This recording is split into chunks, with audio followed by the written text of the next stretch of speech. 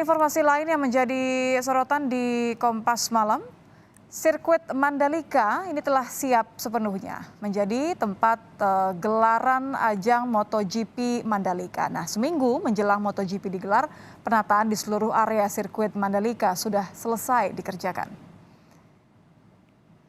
Semua penataan di dalam area sirkuit, area parkir, dan di luar sirkuit sudah selesai sesuai target sebelum MotoGP digelar tanggal 18 Maret mendatang.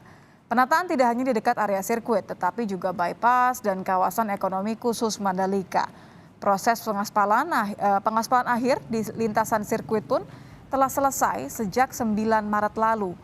Hari ini hanya petugas taman dan kebersihan saja yang masih menata taman dengan menambahkan tanaman di sejumlah titik dan menyapu sisa tanah dari proses penataan sebelumnya.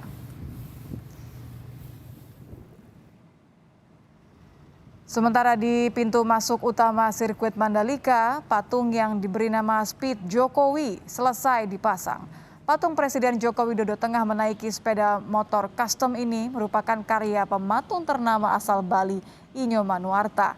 Penggarapan patung seberat 3 ton ini dilakukan selama 3 bulan dengan bahan utama dari perunggu yang disebut kuat bertahan ratusan tahun tanpa perawatan khusus. Gubernur Nusa Tenggara Barat Zulkifli Mansyah menyebut patung ini akan menjadi ikon para wisatawan untuk berfoto. Mudah-mudahan ornamen ini akan digunakan banyak pengunjung untuk foto-foto. Dan saya yakin kalau kita ke bandara ada yang boncengan sama Pak Jokowi gitu. Nah, di sini kita sangat bangga.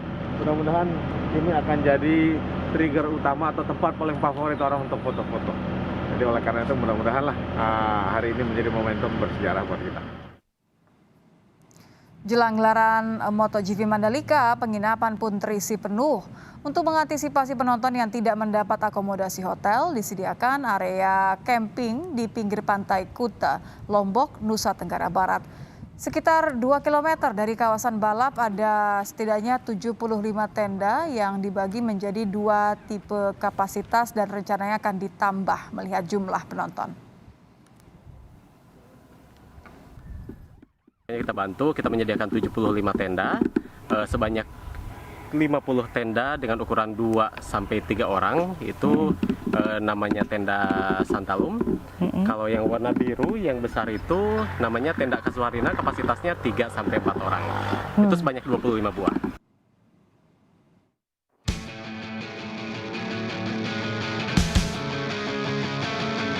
Ini Bukit 360 namanya.